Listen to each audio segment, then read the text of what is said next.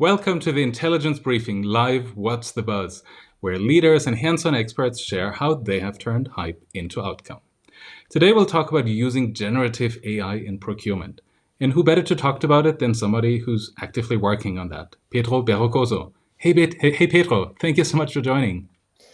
Good morning and good afternoon to everyone in the audience and to you, Andreas. I'm really excited to be here with you today. It's a great session, which I'm pretty sure is going to be interesting for many people here listening to us.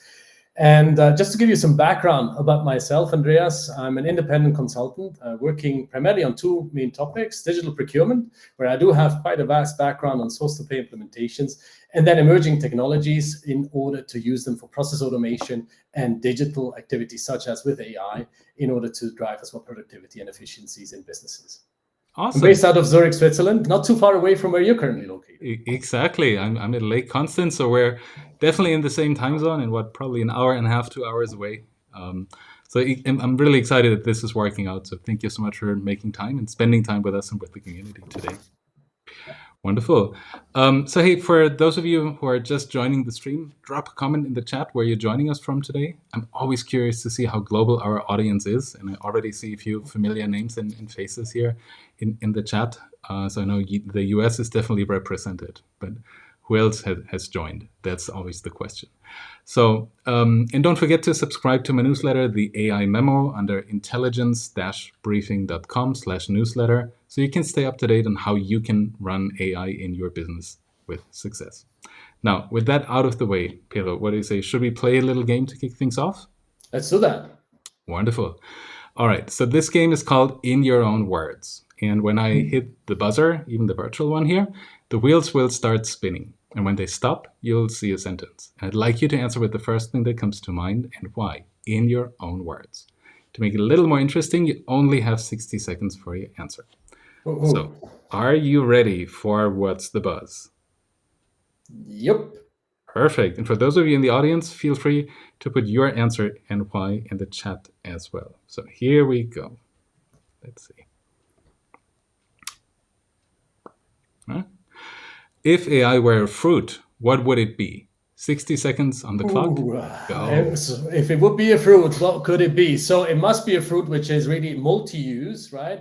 And is helping me to be brighter, potentially augmenting as well my intelligence, or at least giving me a productivity boost, right? And one thing which comes to mind for me, because I'm an avid gym goer since about a year now, is bananas, right? Because I think bananas offer you the ability to charge yourself very quickly with energy, and at the same time elevate your game when you go to the gym, right? So I'd be thinking that AI could really be a good fruit like a banana, which helps you really to get a quick boost of energy, at the same time give you a boost as well in terms of the intelligence you can potentially then get at work, right? Awesome. I love that. That's a fantastic answer. So while I'm traveling, that's the only question that I have about fruits, and banana is definitely a unique answer. So that's perfect.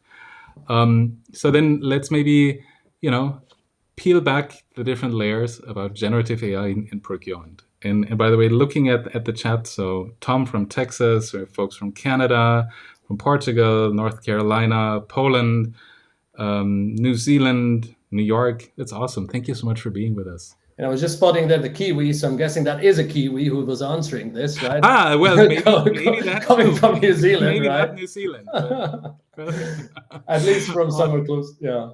But good one either way. All right, so let's continue before it gets too hairy. Now, look, everybody's been talking about opportunities for generative AI in marketing, in sales for a while now, right? It's always about generating, summarizing, translating text. Marketing and sales seem to be the front runners, the early opportunities, the early wins. But what about procurement? Why is nobody talking about procurement? Are there no opportunities there? Is there no one talking about procurement? I think we're all constantly talking about procurement because we're very passionate about procurement. And by the way, it's not as simple as you may think, right? And this is, a lot of people have this kind of myth in their minds that doing procurement activities is relatively straightforward. And just thinking about the opportunity within the space of procurement, some analysts are actually projecting 20 billion of opportunities to be unlocked by 2027. These are very big numbers. So let's not get too much derailed about these big numbers, but there are hands-on opportunities within the space of procurement due to the fact that we have complex processes. We do have a lot of data.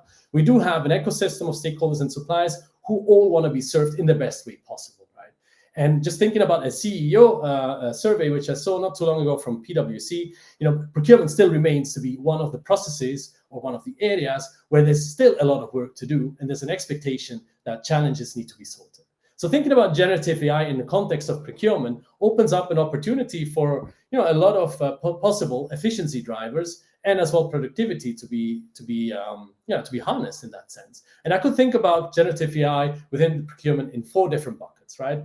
And let's peel off that banana now by looking through these 4 buckets, which potentially are offering opportunities within the space of procurement. The first one is really a bucket which deals more with personal productivity. And I think we've all, and I'm guessing everyone in this audience as well, and please say no in the chat if you haven't, used the solutions like Gemini or ChatGPT, and maybe as well the Copilot of Microsoft to help yourself with productivity, right? And basically with that, having an ability as a category manager in procurement to do better responses to your suppliers, build conversations or let's say communication templates, build as well or translate as well text, which is for us non-English speakers, not always easy to understand from a sentiment perspective, or rightly convey back to our suppliers with the use of some of these generative AI solutions, which are already in the market. So bucket number 1 is productivity hacking, right? And that is quite broadly already in use. I was reading about 75% of given teams are already avid users of generative AI with this type of solutions, right? The second topic is a bit more classical, and this deals with productivity or business efficiency gains, right? Here we do have the situation that even within procurement, there is still a lot of productivity to be gained out of automating processes. But where generative AI really excels is at natural language processing or data classification, or what you just mentioned before, content generation or potentially coding, which is maybe not exactly where procurement folks will spend their time on, right? But just coming back to business efficiencies, one of the classical examples is classification of data, right? And so thinking about that as well in the context of a buyer, they may have a lot of information which is coming out of their spend classification cube, right? That spend classification cube data needs to be contrasted potentially with some market intelligence information coming from your Bloombergs, potentially from your external market intelligence supplier, right? And with that, making sense out of this data could be as well an automation effect, which you could drive as well with the help of generative AI itself. Then we do have insights generation, right, which is bucket number 3, I would say, and that is where out of the data you can actually extract insights which could help you understand better the information which you have already pre-stored somewhere. So that could be information coming out of your SAP system, which you can then contrast with your supply and demand systems as well to see if the forecasting is actually sufficiently covered with supply which you have under contract, or there's gaps where you could potentially require for a go-to-market activity in order to get further capacity under contract itself, right? So getting out these insights which alert you about facts where you have an under coverage or let's say an overexposure or excessive potential for inventories could really be helpful. And this is where I see the third bucket of use cases within the generative AI space really playing a role. And the fourth one is about user experience, right? And I think we've all been talking in the procurement space about having detrimental user experiences. And I'm pretty sure if you're a solution provider who's listening, your solution is probably not that one, right? But there's many others, right? And this is really a critical area where I've just reflecting a little bit on my history of work within the source-to-pay space. We've all been suffering a lot. We couldn't do much. We all knew it. But now with generative AI, we have a capability which is rebuilding a user layer on top of many different solutions, potentially orchestrated through a business enterprise orchestration solution, right, with a data model underpinning it, where you could really drive a better experience for users by interacting with the generative AI solution in a dialogue, right? So this is kind of bucket number 4, where I would see as well potential opportunities. And I think you said before, why is no one talking about procurement? I'm not really sure who that is, right? But I would be thinking that this is an area where there is a lot of possibilities to unlock. And there is, in my perspective as well, real use cases which are already taking shape. That's awesome. Thank you so much for sharing. I really like how you bucketed into those 4 groups. And for those of you that might have joined a little later, you really want to stay on. There were already a few good nuggets in the last 2-3 minutes here. So I can't wait for more information that you're going to share with us. By the way, also, if you're in the audience and you have a question, please put it in the chat. We'll take a look in a minute or two and take some of your questions as well. Now, these 4 buckets provide plenty of opportunity. And I think you make a fair point that we need to elevate procurement to the same level as sales and marketing when we talk about opportunities for generative AI, because they're clearly there. Now, one of the key questions that I always get from the audience is, hey, can you just share a tangible example of how does it actually work? How have they made it work? How have their clients made it work? And so I'm wondering if you have one that you can share where one of your clients is using generative AI in procurement, and what maybe some of the challenges were and how they've overcome them. Yeah, and I mean, I could think of quite a few cases. I'm picking one case which I worked on last year in detail with one of my clients from the pharmaceutical space, right? So in an area which is quite regulated and complicated, and where classical solutions like RPA are just not going to work because you need to have different solution capabilities really used in order to extract information properly and then make sense out of it, right? And so the case which I could think of describing here is a case in the space of supplier quality, right? And my client had this big issue that a lot of their team members, actually, within the space of supplier quality, they were spending a lot of time reviewing detailed audit reports from their suppliers, right? These audit reports were coming from contract manufacturers, right? These contract manufacturers, they were obviously selling products to the company I was dealing with, but obviously, as with any production process, there are defects on the way as well, which get identified and need to be analyzed and actually assessed. So what was happening there is that the supplier quality analysts, they were spending roughly 2 to 3 hours summarizing back the details of the audit reports, which were received back from the supplier, and then we're actually caught in a ping pong of conflict resolution and kind of question resolution and kind of questioning of what the supplier was bringing back, because the notion of what was in there wasn't pretty clear. So what we did there is actually propose a generative AI model, which was going to help us ingest these audit reports. There were about 2,000 a year, each of them 100 to 120 pages long, right? Which then was analyzed by the generative AI solution and was actually digested, was classified into the specific template sections which we had prepared. But then out of that was compiling back a summary report, which would then help actually the supplier quality analyst to see very quickly what was kind of the issue at hand, what was the root cause which they had identified and what methods were used, but then as well, what was the proposed action plan, and actually as well, what was the effect which was taken out of the action plan as well. So all of this information was then packaged nicely by the generative AI solution, brought back to the supplier quality analyst for review. So this was a human in the loop approach, which I think for most of the generative AI use case, 𝗍𝗿𝗍 is still a recommended approach to go for, right? A check on really making sure that what you get back makes sense, is roughly complete, because you can't really go through the 200 pages, but you can kind of get a sense out of that, and then bring that back into your system for recording, so that you have proven evidence for your auditors then afterwards, for them to see that you've actually taken preventive action or corrective actions in order for not to reoccur.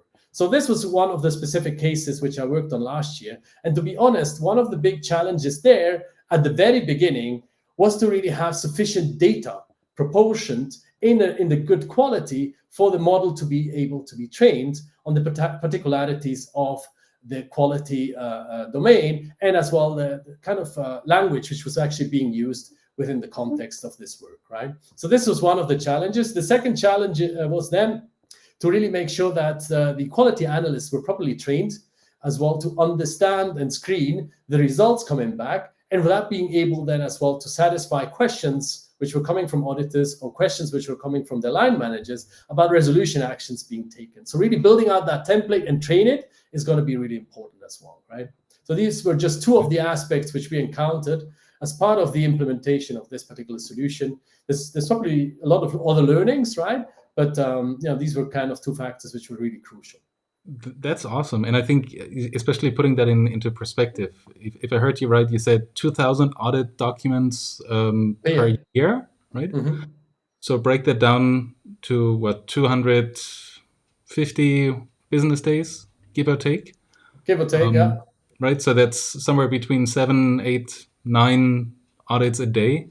That sounds like it's pretty significant, right? If you can accelerate this, if you can use generative AI to do some of the legwork for you, so you don't have to breathe, summarize, analyze the information. Yeah, and I think one aspect as well, which is crucial, I'd say, is that your supplier as well accepts that this is the way you're going to be actually scrutinizing as well some of their work. You're still going to be, interacting at a human level, right? It's really important that you have human-to-human conversations about quality issues. So I don't think you can really just take away the human and have an autonomous kind of activity taking place here.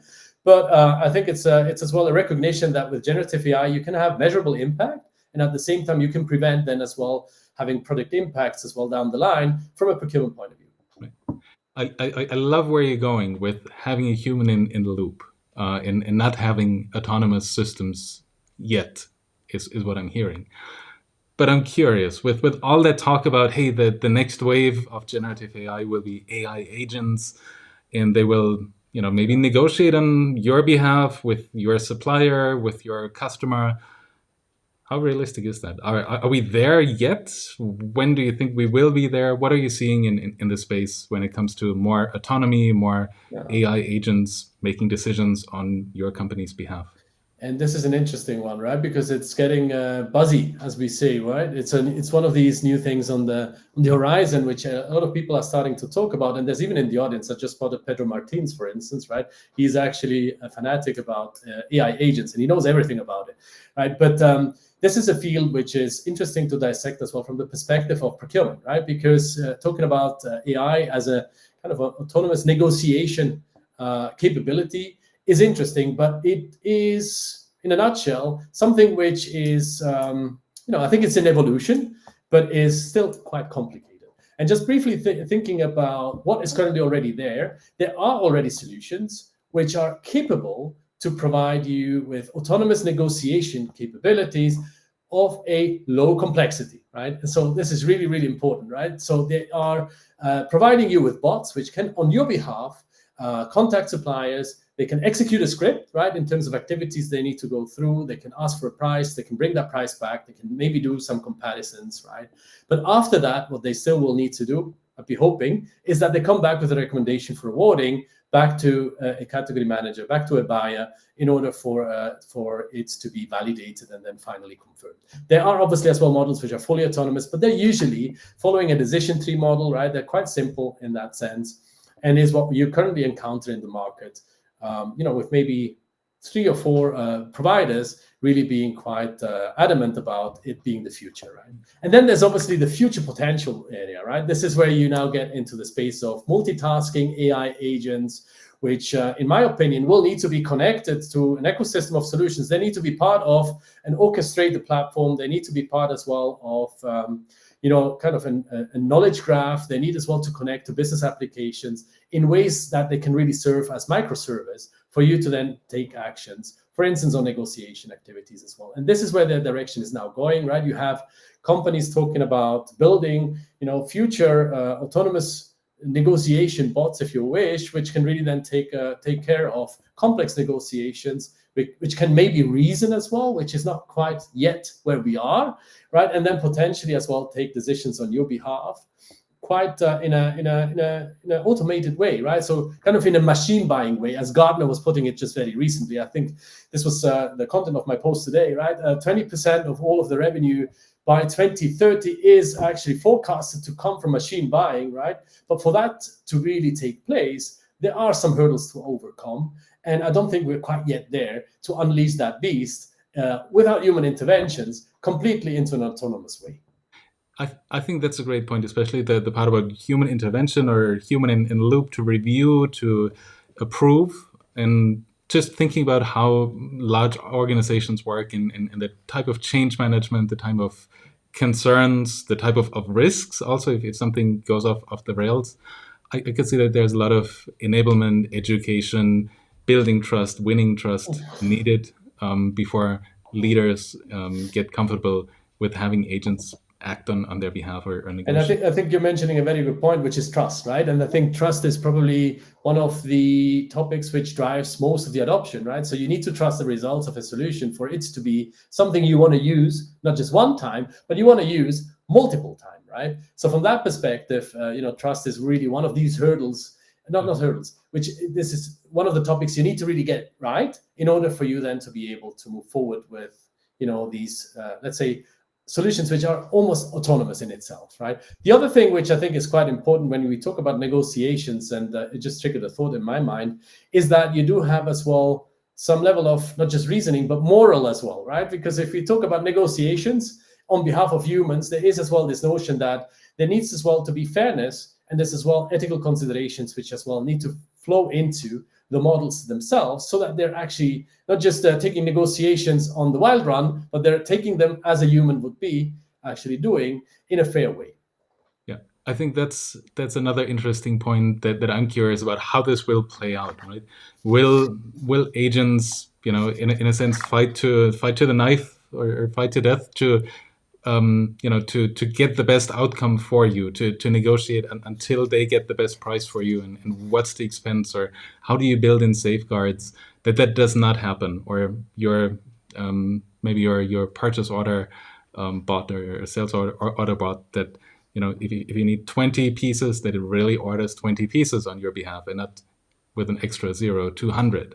And I think I was reading a report from a research piece which was done probably a few months ago. It was called the negotiation arena, right? So though they were pitching large language models against each other, giving them 3 models of negotiations, right? And one thing which was interesting coming back from that particular research was that the models which were used, the use of tactics such as cunning and insulting and pressuring was actually really leading to better results. And this is just telling you how critical it is to make sure that if we unleash autonomous activities, that we have human oversight and we really ensure that they're sound and safe and are not going to create some reputational damage potentially down the line, right? That's right. Yeah, that too. Yeah.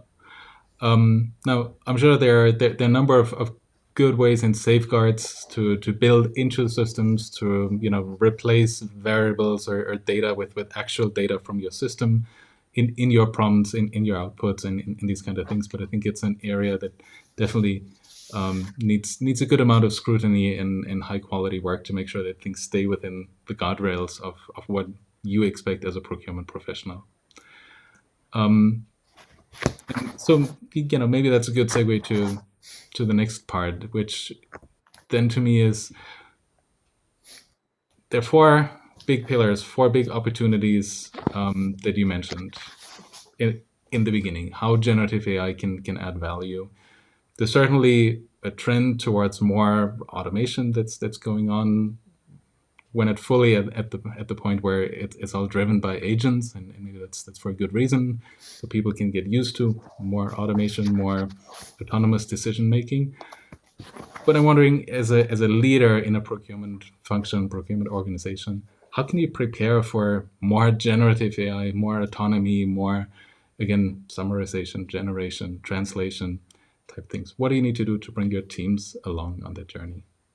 Yeah, and this is a crucial aspect of getting, let's say, the adoption rate actually increasing, and at the same time, the literacy levels of your organization up and running. And if we're thinking about procurement, there's one speciality before we then go into the details of getting your team ready, which is procurement is this one place which gets exposed in the future a lot to generative AI solutions, because there are customers pitching with solutions which include generative AI. So having that literacy level is not just a skilling activity for adoption of own tools, it's as well ensuring that you stay up to date and fresh with all of what you get proposed as well by external vendors, right? And without being able to discern whether or not the solutions truly have generative AI capabilities, or they potentially need to be scrutinized a little bit more because they don't quite offer what the customers are actually telling you, or the suppliers are actually telling you. And just thinking about the activities which could help with fostering uptake and as well literacy, right? I think the simplest one is to bring everyone into one room and just explore and play, right? So this is something which we don't see many organizations doing, right? Just take an emerging technology,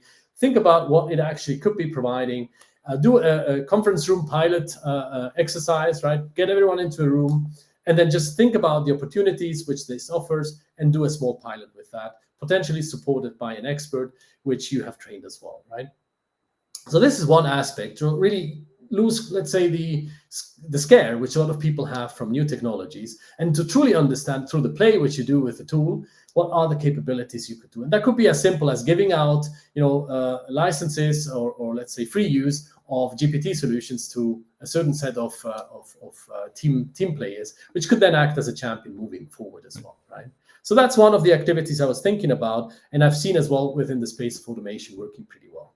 The second topic is, and this is usually something you do if you're connecting, let's say, the vision of your company to AI or to generative AI as a big enabler for your business objectives, right?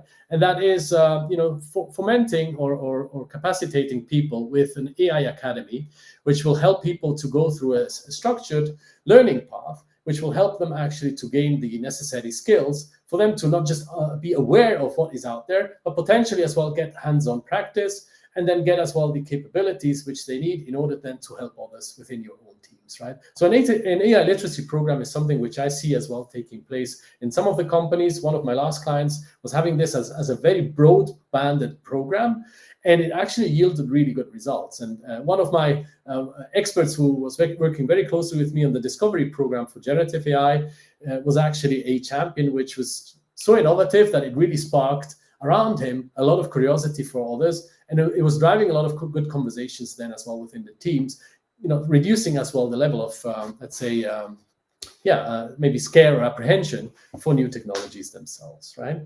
That's awesome. That's so great to hear. I think those are three really tangible examples, and especially the part about AI literacy and what you mentioned, that you can be pretty sure that your suppliers are going to use generative AI when they pitch to you. I think that's a really important insight and aspect to be aware of. Now, we're coming close to the end of the show, and I was wondering if you can summarize the key 3 takeaways for our audience today.